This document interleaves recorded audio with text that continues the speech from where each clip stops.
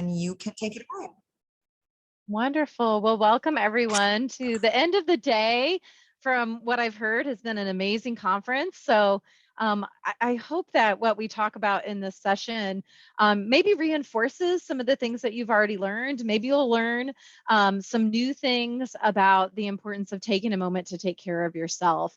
So I'm just going to jump right in, and I want to try to make this as interactive as possible since we are joining each other virtually. But I want you to think back across the last 2 years. And in the chat box, I would like you to put one word that you could use to sum up or describe the past 2 years. And remember, that word should be work appropriate. So go ahead and just put your ideas. You can share that word in the chat box, and I'll be interested to see what people kind of come up with. So one word, ugly. Yeah, we've had some ugly times. Exhausting. I was just sharing with Dana, not only, coming off the pandemic, I've actually been doing 2 jobs in my job for the past year now, and I can completely connect with that. Exhausting, confusing. Yeah, absolutely. Stressful. Yeah, we have been through it, haven't we? And challenging. Yes, absolutely. So when we think about the words that were just shared and that keep coming in to the chat box, it's pretty easy to see that most of them have a negative connotation to them. I didn't see a lot of words that said peaceful or that are even words that were inspiring, and that's because it has been tough on so many levels.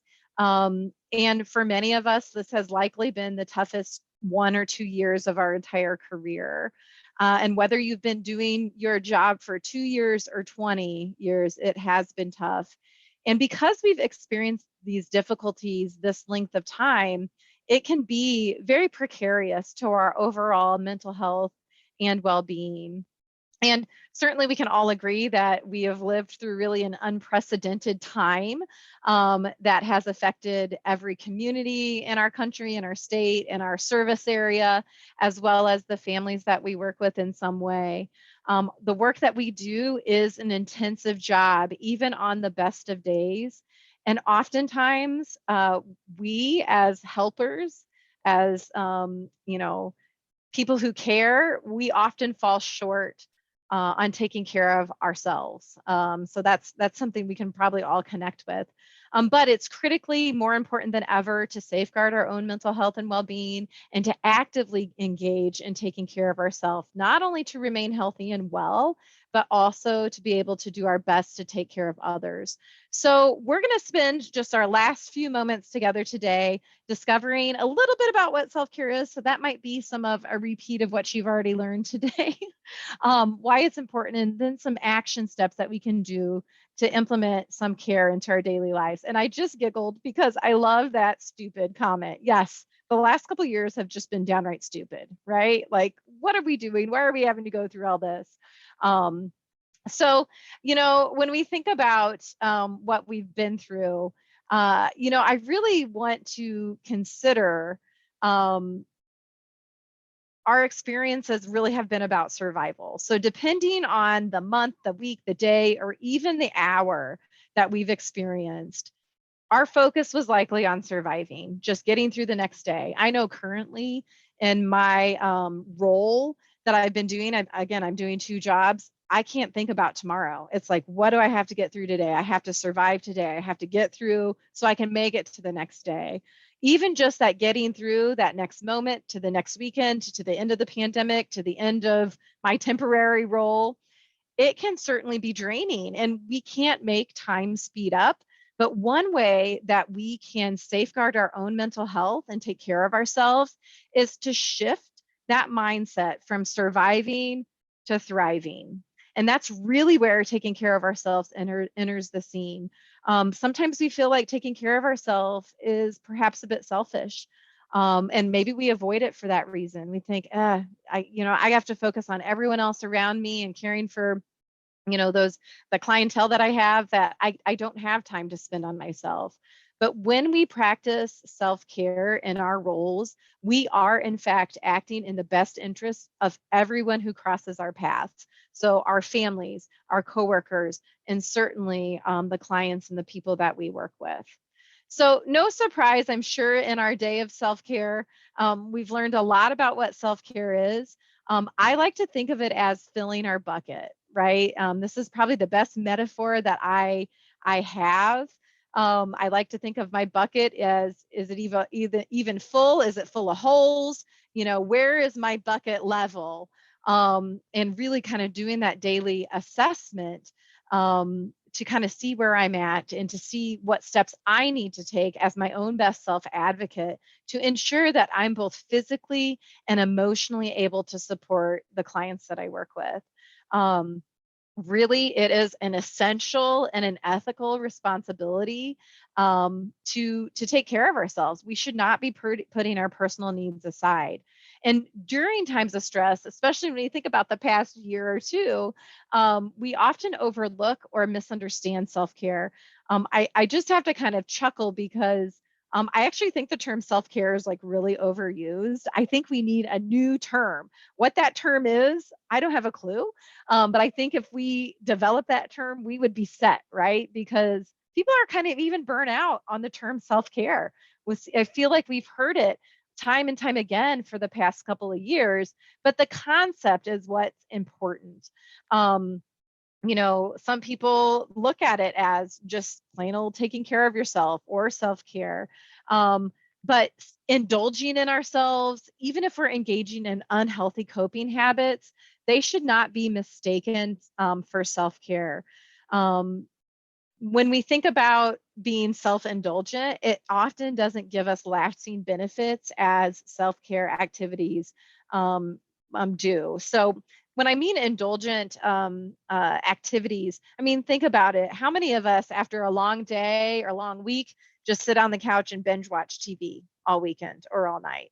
Or how many of us, I'm calling myself out here, say, oh, I've had a rough day, so I can have a cookie or 4 or 7, right? And we're just kind of indulging in ourselves, thinking that we're taking care of ourselves, but really it's not the best option for us to choose because it doesn't give us lasting benefit. In fact, it could actually create more problems for us down the road. So it's important to know that when we engage in true self-care, we should never feel guilty, selfish, or even more overwhelmed. It should be viewed as something that fills our buckets, that restores us, that recharges us, not as if we're being greedy. It shouldn't be something that depletes us. I've been trying to practice this more in my own life on weekends, right? Like, oh, I feel like I have all these obligations. I need to go to that party. I need to make sure I do that thing. I need to, do this to be a good mom. I need to do that to, be a good neighbor or friend or enter whatever blank you have there. When the fact of the matter is I'm just continuing to run myself ragged and those actions are depleting. That's not really self-care if I am being run further into the ground. So self-care is not negative, but it's a positive action towards wellness. And when we think about it, sometimes we think of self-care as only physical activities, like, oh, I'm going to eat better, I'm going to try to exercise. But there's also psychological self-care, emotional self-care, taking care of ourselves spiritually, socially, and even professionally. So when we think about how we can really take care of ourselves, we should include activities that address each of those factors every single day. That way we can make sure that every element of our overall health and well-being is being taken care of, is being paid attention to, is being addressed. We also need to remember that engaging in activities to take care of ourselves, they can be small scale habits, or they can be very large scale habits as well. And we'll talk about those habits in a moment, but I want to just touch briefly on some of the benefits. When we take care of ourselves, we really are growing ourselves, building our capacity. We know that we get more energy, our stress is reduced. We have certain physical health and mental health benefits. We have better perspective when we're taking care of ourselves. We can balance the demands of life better. We are also modeling healthy coping for children, for adults, for friends, for people in our circle of influence. And finally, when we focus on taking care of ourselves, we really develop this sense of control. So, talking about strategies, which you've likely learned today, I just want to put this into kind of a little nutshell. They can really fall into 1 to 2 categories: personal self-care, which I'm sure we've all heard about personal self-care time and time again, and then professional self-care, and that's really what I want to focus on in our time together today. So self-care strategies, we need to think about our physical self-care, what our social and connection needs are, how we're taking care of ourselves emotionally, and if we're seeking some support. And when we think about indulging in ourselves, taking this time, making it a priority to take care of ourselves, we really need to move from a human being rather to rather than a human that's doing, right? So again, I'll say that again: make it a priority to be a human being rather than a human doing. So exactly what this picture kind of tells us, right? This child in this moment is just being in the moment. They're not doing anything. They're not thinking about that task list. They're not thinking about what they have to do tomorrow or what happened earlier in the day. They're sitting in the sun, enjoying the moment. And really, that is a goal that we should set for ourselves, is to move to being rather than doing. And some of this involves awareness and having compassion for ourselves. When we think about taking care of ourselves for our own mental health and well-being, we have to know our own threshold for stress. That means we need to recognize in ourselves when we're experiencing stress. So tuning in to some of those physical notations of stress, whether our heart rate increases, maybe we're more fatigued, maybe we're more irritable. We come home and we bite the head off of our children, our spouses, or our partners. Pay attention to what triggers stress for us and either avoid those situations or learn relaxation techniques that help us manage that stress effectively. It really is recommended to find at least 3 activities that relieve stress for you and to do those things consistently. So sometimes when we think about self-care, we tend to be reactive rather than proactive, right? We'll say, "Oh, I'm experiencing stress. My heart rate is increased. I need to do this thing to help bring that down." Instead, we need to take a proactive approach to taking care of ourselves. So building those activities into our daily life, so we're never depleted, right? Again, they should be our priority. And instead of things that we just turn to when there is a certain situation or a crisis.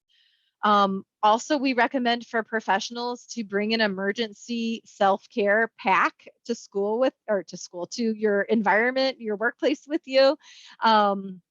With things that you can enjoy to de-stress during break times. I know for me, I do a lot of driving all over 3, 4 counties, sometimes 5, 6 counties. I have like my little routine in my car. Depending on the day, I tune into my mood, and maybe some days I listen to a certain kind of music, or maybe other days I listen to podcasts. Again, just tuning into myself and determining what I need in that moment to recenter myself, to connect with myself. And essentially, we have to develop this sense of compassion for ourselves, because if we don't, we can't effectively practice taking care of ourselves. So if we struggle with low confidence, if we struggle with low motivation to take care of ourselves, we'll need to address those issues first before we can become effectively before we can become effective in taking care of ourselves. So on this next slide, I have a couple of tips that I just want to share with you about self-care in general. We know that it can look different for every single person. It's very individualized, but we consider this a list of healthy mindsets and behaviors for people in helping professions. So first of all, we need to set healthy boundaries. So that means saying yes when we mean yes, and saying no when we mean no. So recognizing our limits and doing what is most important. So trying to be a super professional, superwoman, superman, it does have consequences and mostly negative ones. So we need to be direct. We need to know what our boundaries are and identify what those boundaries are. And sometimes that means saying no. We also need to prioritize taking breaks. You'll be amazed at what a 5-minute break can do. And no, on our break, we shouldn't use that time to mindlessly scroll social media. Really, that time should be engaged in doing something that really connects with our need for taking care of ourselves. So planning some time to decompress, whatever that looks like for us. Even if we just spend that time relaxing our brain and our body, maybe we eat a healthy snack, maybe we meditate. We need to fill that break time with something that's rejuvenating for us. So really, I would encourage you all to set a goal to take a 5-minute break at least every single hour. And that can seem super difficult. If you can't start with 5 minutes, maybe you start with just 2 minutes, right? Maybe you get up from your desk, you move away from your workstation or your work spot to really get that decompression time. Exercise, research supports it time and time again that when we exercise, we increase our energy, we improve concentration, we decrease stress and depression. Now, this, while engaging in a set exercise routine can be important, even just moving your body more, right? So setting a goal to get up and move your body every hour, parking a little bit further away, taking the stairs instead of an escalator or an elevator. Doing those things allows us to focus on ourselves and taking care of our body, and both of which are very important for reducing burnout. Social support is also another important factor in taking care of ourselves. So, finding a way to connect with a loved one at least once a day. So, whether we're having dinner with our family, if we're calling a friend, if we're just relaxing with our significant others. I will also say sometimes this can apply to pets. I know after I've had a day, I'm just tired of being around people. I would much rather be around my pets, right? Doing something positive with them. Finally, we want to start our day on a positive note. So, beginning our day by doing something positive that lifts us up, that makes us feel good. That might be enjoying quiet time and meditation or prayer. Maybe we think about the positive things that are in store for you that day. Maybe we take a walk or we have a conversation with our spouse about positive things. Whatever you do in that first few moments of your day can set the tone for how you manage your entire day. So we would really want to start the day with positivity. Now, it's also important to have open, flexible, and adaptable mindset. I think we all kind of got a crash course in flexibility in the last couple of years. So maintaining that can be incredibly important for taking care of ourselves.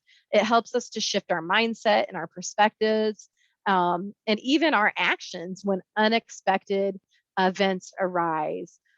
So, we can do that by finding humor amid the stress. That can be a very healthy coping mechanism. Practical ways that we can approach self care in this way is to take physical and mental breaks, really abolishing that all or nothing mindset. Like, if I don't go to the gym today and do my full workout, like, I can't have a good day. No, maybe that's not going to be able, you're not going to be able to build that into your day. So maybe we just need to make a goal of just moving our body more that day. Maybe we take a 5-minute walk at lunch or a 10-minute walk at lunch. Another practical way that we can promote an open and flexible adaptive mindset is to find those opportunities for humor and laughter.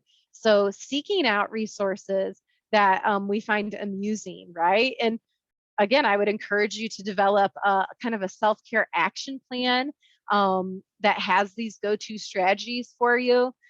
I know for me, I'm an animal person. So I started following a bunch of humorous animal videos and threads on Twitter and on Facebook.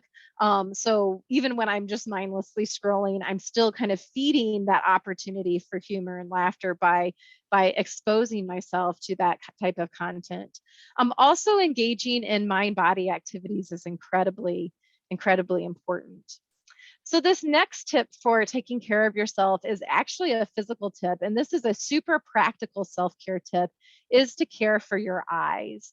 And this can be especially important as we find ourselves on screens more and more. Preventing eye strain, we can do this by practicing the 20-20-20 rule. So every 20 minutes, look away from your screen and focus on an object that's 20 feet away for 20 seconds. Okay. So every 20 minutes, I can take my eyes off the screen and look at the tree that's outside of my window that's 20 feet away for 20 seconds. This helps us reduce the impact of eye strain physically. So that's a very practical self-care tip. Another eye-saving tip is to blink. Sounds very simple, but on average, we blink about 15 times per minute. But when we stare at our screens, when we're on screens all day, working on computers, our blink rate gets cut in half roughly.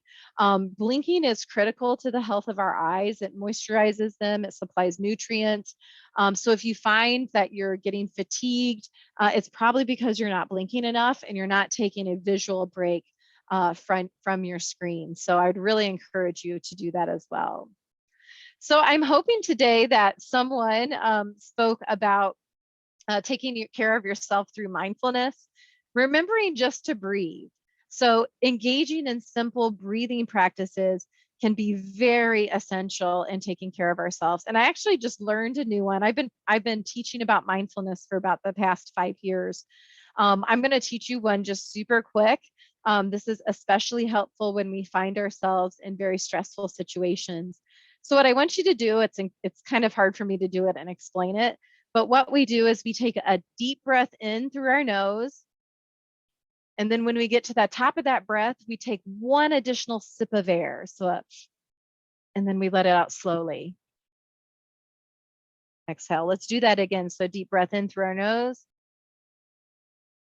Take an additional sip. Exhale slowly. So that breathing practice, it really helps to stimulate our parasympathetic nerve, which in times of stress sends a signal throughout our body to calm down, right? And there's many different breathing practices that you can engage in. Some of my favorite ones that you could Google are 1-minute meditations. You can find them on YouTube. Everyone has a minute in their day to focus on their breathing and to take care of their brain and their body. So another idea for self-care is to take it outside. And now that we're entering nicer weather, you wouldn't know it by today, we have much more opportunity to do that. Nothing motivates us for taking care of ourselves better than fresh air. So go outside, look up at the sky, look at the horizon as far as you can. Stand tall, breathe deeply, watch the leaves as they rustle in the wind, do a few stretches, take a quick walk. Anytime we can take ourselves outside, we are just connecting to something that's a little bit more primal in ourselves, our primal brain. It can help us refocus and readjust our experience as well. So I mentioned mindfulness and mindful breathing just briefly, but mindfulness is another great way that we can work self-care into our day. So that could look like practicing yoga, meditating, things like that, doing deep breathing exercises. We're actually going to do one really quick. It's going to take less than a minute. It's on the next slide. You might be familiar with this. Sometimes this is called a grounding technique. In my previous career in healthcare, we would use techniques like this to help people who are dealing with anxiety, or even certain levels of attention issues. So what we're going to do just quickly, we are going to do what's called a 5 senses scan. So in your immediate environment, I want you just to look up. I want you to take note of 5 things that you can see in your immediate vision. Try to pay attention and look for 5 things that you might not normally notice, like maybe a chip in the paint or the end of a pen or a pencil. This helps us become more aware of our environment. Okay. Then I want you to take note of 4 things that you can feel. Okay. So bringing your attention to the things that you're currently feeling, like maybe the texture of your clothing or the surface on the table of the table that your hands are resting on. 4 things that you can feel. Maybe you feel your back resting against your chair. Then we move on to 3 things that you can hear. So carefully listening for things that you might normally not notice. So maybe it's the birds chirping in the distance. Maybe there's an appliance in the other room. Right now I can hear the fan on my laptop running. Next is 2 things that you can smell. So turning our attention to the scents that we usually filter out, whether they're pleasant or unpleasant. What are we smelling in our immediate environment? And then finally, 1 thing that we can taste. So taking a sip of a drink, chewing gum, or even just noticing the taste in our mouth. By running through these different senses, we can bring ourselves to a mindful state very quickly. This is also something that you can practice in nearly any environment. So one thing I kind of want to end on in our last couple of minutes together is I want to talk about taking care of ourselves by noticing what we are putting into our bodies in terms of our media consumption. So sometimes this means that we need to tune out the media, what we're exposing ourselves to. So monitoring the amount and type of information that we take in. I know that I've had to unfollow. I've had to stop watching news at certain periods of time. It might mean we might have to unfollow certain family members or friends. We have control over what we consume. You are empowered to help set a healthy boundary about the information that you're taking in. So consider setting that healthy boundary with yourself or others around media or certain topics. So, really tuning into that so you are taking care of yourself in that way. So with that, we talked a lot. I ran you through a lot of different things, but I want to leave you with this quote because I think it's really beautiful. It says, "An empty lantern provides no light. Self-care is the fuel that allows your light to shine brightly." So I hope with the brief tools that we talked about today and your experience overall with the content today will help you to continue to shine your light, not only for yourself, not only for your family, but for the clients, for the people that you work with. So with that, I'm going to turn it back over to Dana. I think we ended with just a few 30 seconds or so left. So everybody was so great about, keeping to half an hour. yeah, I put it little goes buffers quick. in there. So it does go quick. It does. Yeah. So Yeah. does anybody have any questions for Carla? Questions or comments? Anything you'd like to share? I know it's the end of the day, so you've taken a lot in today. So that's all right. Well, I have a poll that I'm going to launch here. If you guys could just fill out my quick little eval for me. And Carla, thank you so much. And oh, my pleasure. Thank you for having me. Be back in touch here in the next couple of months as we move west again. I would love that. I would love that. Thank you everyone for attending. And I really hope you enjoyed. I was so thrilled that you all were doing this because I think it's such an important topic. Yeah. And I was worried because a lot of the topics are similar, but again, I have 2 pages of notes of stuff that I didn't hear. It's such a vast, never heard before. So sure. Wonderful. Thank you. All right, I'm going to snippet this and then thank you guys so much. All of you who've participated all day today. Really grateful for your participation and your comments and suggestions. So we hope to be able to do this again in June. It might look a little bit different, but that's our goal, is to offer another one in June. So Wonderful. All right. Thank you so much. All right. Everybody I'm have gonna a great pop rest off. of your day. All right. Take care. Yeah. Take care. Bye, Dana. Good seeing you. You too.